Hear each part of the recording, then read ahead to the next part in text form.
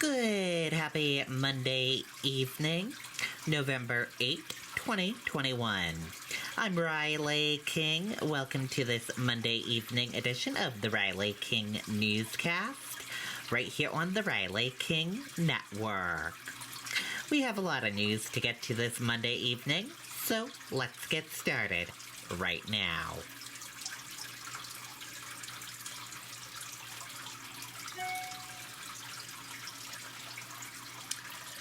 First up, investigators release results of autopsy conducted on slain Nashua woman. Let's take a listen to that video from WMUR News 9. Welcome to Beltate's Building Products. Homeowners and contractors have different needs when it comes to home repairs and improvements, but Beltate's is here for everyone. You'll find everything plus an experienced staff who can answer all your questions. Visit us at beltates.com or any of our 9 locations. Gene Jacob Abraham told the judge that he wants to return to New Hampshire, where, according to his attorney, he will enter a plea of not guilty. His hands handcuffed behind him, Abraham gave mainly one-word answers when he was asked about the proceedings, telling the judge, yes, he understood what was going on, and yes, he wanted to return to New Hampshire. Now, according to the New Hampshire Attorney General's office, last Thursday night, Abraham killed his 71-year-old grandmother, Cynthia Tupin. Now, the two were living in an apartment at 22 Auburn Street in Nashua. And according to the Attorney General's office, the grandmother showed signs of suffering from blunt force trauma and a puncture wound to the neck. The AG's office says that an autopsy was completed yesterday, and they hope to release more information later on today. As to why this happened, no motive has been given. Now, the court here in Lowell was told that New Hampshire authorities would be here within the hour to pick him up and return him to New Hampshire. The court in New Hampshire says they have no plans to arraign Abraham this afternoon, meaning he will probably be arraigned tomorrow morning in Hillsborough County Superior Court South in Nashua. Reporting live in Lowell, Massachusetts, Ray Brewer, WMUR News 9. Okay, there you go on that video and that report.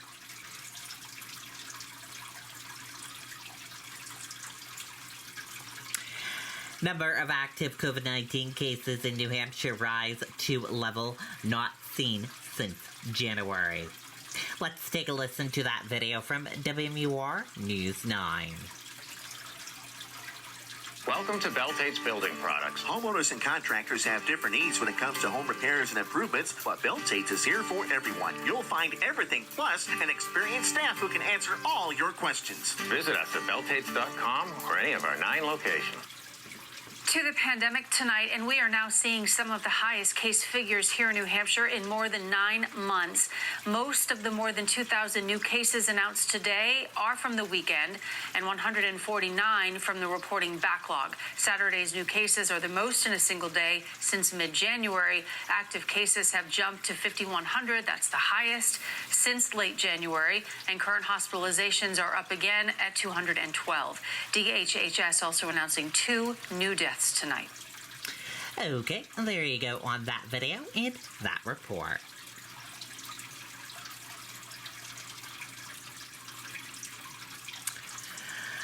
Dr. Benjamin Chan answers questions about pediatric COVID-19 vaccine, its possible side effects. Let's take a listen to that video right now. When you're launching a home improvement project, quality lumber from our drive-through lumber yards makes all the difference. At Beltate's Building Supply, you'll find a wide selection of the lumber and building materials you need for any project. Visit us at beltates.com or any of our 9 locations. All right, before we get to the viewer questions, we would like to ask you about the numbers released today. Active cases, the new cases from Saturday, and the positivity rates that are all at levels we haven't seen since January of this year. First off, our numbers have been steadily rising for nearly 2 weeks. Do you know what is causing this increase? Yeah, so you're absolutely right. Unfortunately, the numbers in New Hampshire continue to go up. We're averaging now over 600 new infections per day. Our test positivity, as you mentioned, is over 7%. We have over 200 people hospitalized today with COVID-19 throughout the state. Deaths from COVID-19 continue to be too high, and any death is too high.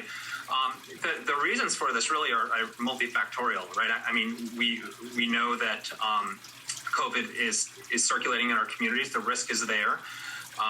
People are traveling more. People are taking less precautions.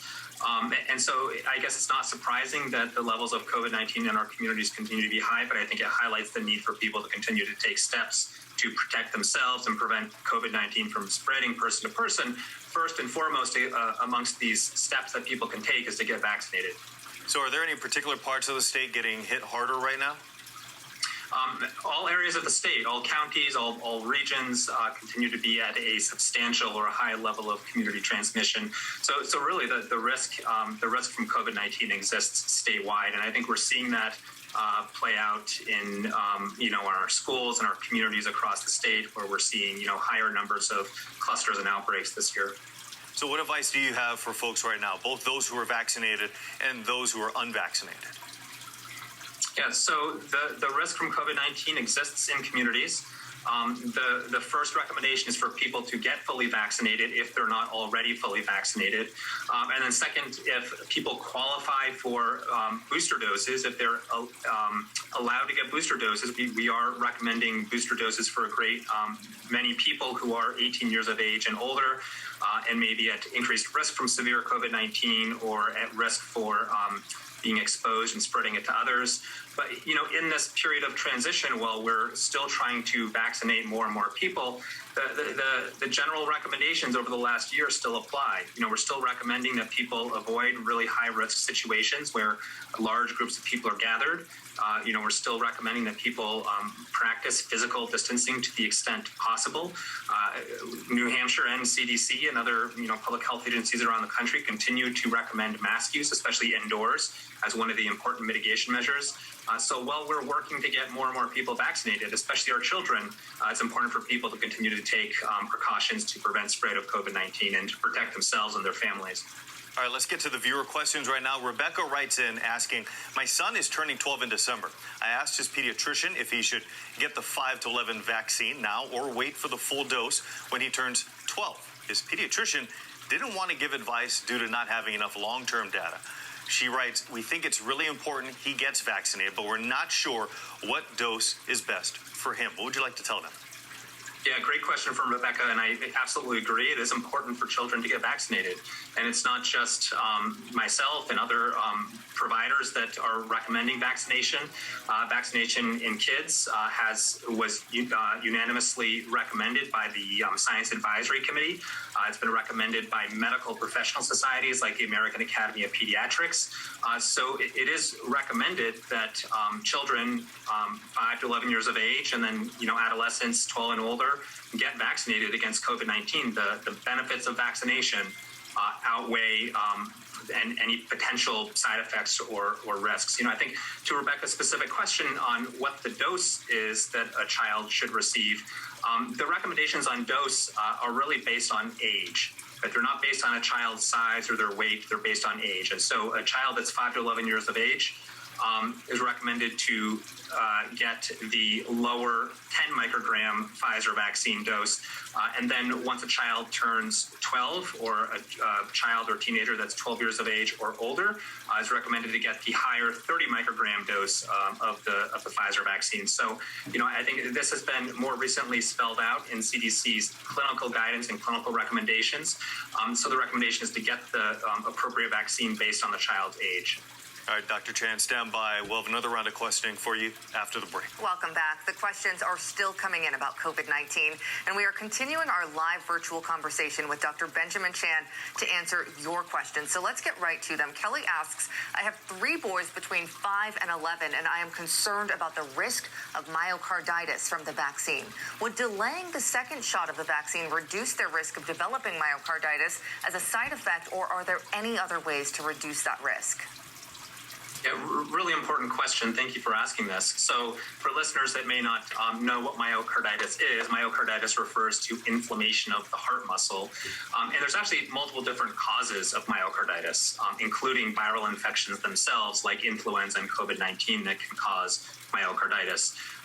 And the person asking the question is correct that myocarditis has rarely occurred in people, some people after receiving the Pfizer or the Moderna vaccines, but that more commonly occurs after dose number 2. So actually, if you look at the risk is higher after dose 2, right? And it's lower after dose number 1. There's nothing in particular that somebody can do to prevent development of myocarditis. What I can say is that it's rare, it's uncommon. Most of the time when people do develop myocarditis after vaccination, it has been more mild and has resolved on its own more quickly. And we believe that the risks of myocarditis, inflammation of the heart muscle, are actually higher after infection with the COVID-19 virus. Not only higher risk of developing myocarditis after infection, but actually the myocarditis after infection tends to be more severe, tends to last longer.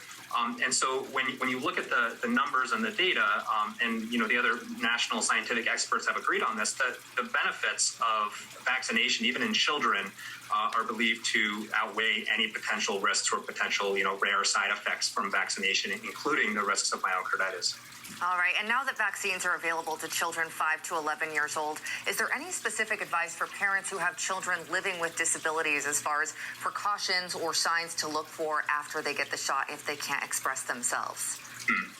Really good question. I will say that there are expected to be some mild side effects after vaccination, and whether you're talking about children or young adults or older adults. People can expect to have some local injection site reactions like redness, pain, or swelling at the injection site, and body symptoms like headache, fatigue, tiredness, muscle aches, fevers, chills, what we sometimes refer to as flu-like symptoms, can and do occur with some frequency after vaccination. But usually these side effects occur within the first, 1 to maybe 3 days after vaccination and then quickly go away on their own. And so I think if somebody's noticing that a person who's not able to be verbal, not able to express themselves is not feeling well, or maybe their behavior has changed, take a look more closely, maybe check their temperature. But ultimately, if there's concerns, to contact the person's primary care provider. But oftentimes, these side effects that are seen after vaccination are more mild and will quickly resolve on their own within a day or two.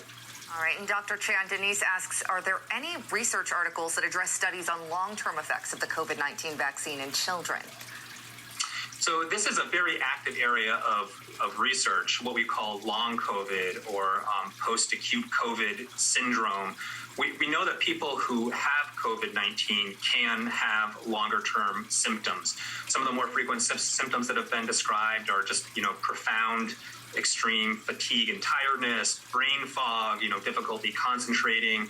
And so there are people who develop some of these long-term symptoms after an infection with COVID-19.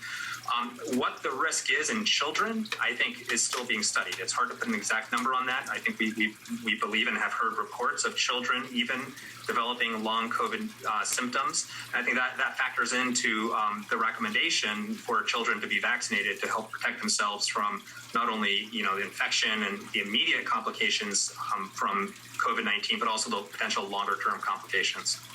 What about any long-term effects from the vaccine in children? Do we know anything about that? So the vaccine, the Pfizer vaccine, the pediatric Pfizer vaccine for 5 to 11-year-olds has been studied in a few thousand children. And as I mentioned earlier, the majority of the side effects that we're seeing were the more mild expected side effects. So injection site reactions, some body symptoms that, most of the time get better within 1, 2, 3 days. There were no serious side effects in children seen. There were no episodes of anaphylaxis or severe allergic reactions, no hospitalizations or deaths due to COVID-19. So we believe the risk of serious side effects, even in children, is low and rare. Most of the time when people have symptoms, they're they're the more mild side effects that go away on their own. I will say, though, that these vaccines in all age groups continue to be studied, and there's a very intensive national monitoring systems that are in place to make sure that people that get vaccinated aren't having longer-term side effects. Dr. Chan, thank you so much. Please stick around. We'll have more questions for you after the break. Questions are still coming in about COVID-19, and we continue our virtual conversation with Dr. Benjamin Chan, here to answer all your questions. All right, Denise writes in saying, could you please address again what exactly... Okay, if you want to watch more of this, we will have the link for you on the Riley King Network Facebook page after this broadcast.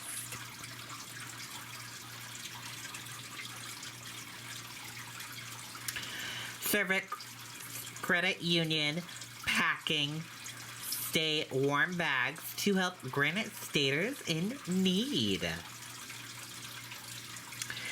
WMUR is kicking off this year's Spirit of Giving series with an effort to keep Granite Staters warm this year. Service Credit Union is once again making stay warm bags with hats, gloves, scarves, and blankets for people who might not have a warm place to sleep this winter. After volunteers fill the bags, they give them to nonprofit groups across the state. Our employees are working together to pack these bags, and then we distribute them to our community partners around the state before they're given to individuals and families that are in need of these. It shows collaboration, it shows community, it shows everything that SCU is about, as well as being a great kickoff to our upcoming season of giving. Jamie Yates of Service Credit Union said, nonprofit groups interested in receiving stay warm bags to pass out can use an online form to request these kits. For more information for nonprofit groups to sign up to receive the bags, visit the link right here.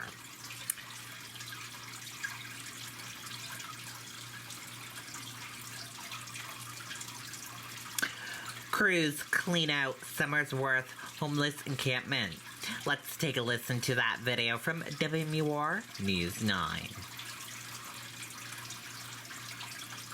Life is full of helpful watchouts. Get one for overdrafts with low cash mode. That's right, Tom. Advocates say there is a lack of suitable housing for these folks and are urging property owners with vacant space to apply for rental vouchers in order to house them.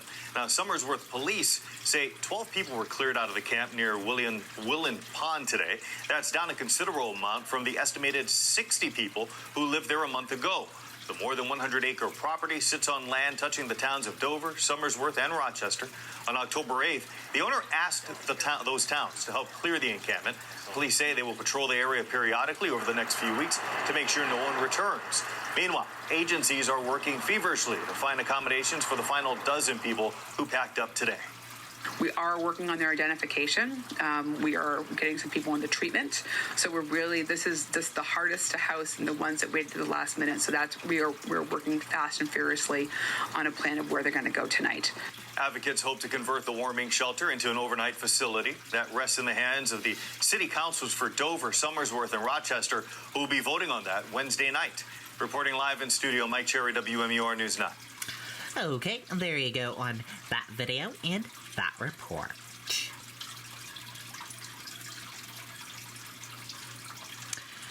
U.S.-Canadian border reopens for land travelers. Let's take a listen to that video.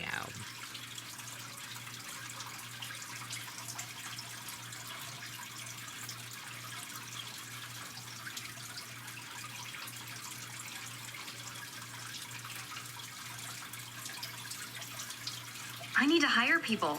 The background checks are expensive. Just screen with Shareable. Right now, your first screening is free. I'm shocked that you can screen with Shareable for free. Screen now, hire now, free right now at Shareable.com. Well, a major milestone this morning for many people in our region. For the first time in nearly 20 months, fully vaccinated Canadians are now allowed to cross the border into the U.S. And today, a highly anticipated day for those on both sides of the border. And while leisure travelers have been able to fly between Canada and the U.S., this is the first time they can do so by land since the start of the pandemic. NBC5's Lauren Granada joins us live at the border in Rouse's Point, New York. And Lauren, I understand there are some stipulations tied to all of this.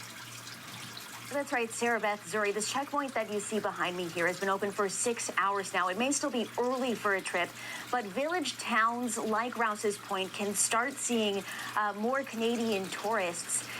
The North Country Chamber of Commerce, Gary Douglas, releasing a statement reading in part, business travel has been near zero since March of 2020, significantly impacting two national economies, which are highly integrated. We can never quantify the cost of business activity investment that did not occur, but otherwise would have, but it was substantial and growing. However, experts say reopening may not create an immediate economic boom. That's because Canada is requiring its citizens to present a negative COVID PCR test upon reentry, which for Canadians can cost up to $300. Now, U.S. Congress members, as well as mayors and community leaders from both sides of the border, have been trying to get the Canadian government to drop that requirement. But again, that is only for Canadians returning to Canada. All they need to do is present their proof of vaccination upon entering the U.S. We're live in Rouse's Point. Lauren Granada, NBC5 News. Lauren, thanks for that. In Vermont, the Agency of Human Services expects an increased demand for COVID-19 testing. It says Canadians can get tested at Vermont's state-run sites at no cost. They should get results in about 2 days. The agency says it will add appointment times as needed based on demand, making sure that Vermonters and their guests have an opportunity to get tested for the virus. Canadian tourists aren't the only ones now allowed into the U.S. Restrictions are lifted for fully vaccinated international visitors, too. This ends a ban on foreign travelers that started at the same time as the U.S.-Canada border shut down to non-essential travel. Airlines have already reported a jump in bookings to the U.S. They expect an immediate increase in travelers even before peak holiday periods. Okay, there you go on that video and that report. And that does it for this evening edition of the Riley King Newscast right here on the Riley King Network. I hope you all have a great rest of your evening. I'll see you back here tomorrow for another newscast. Good night and goodbye, everyone.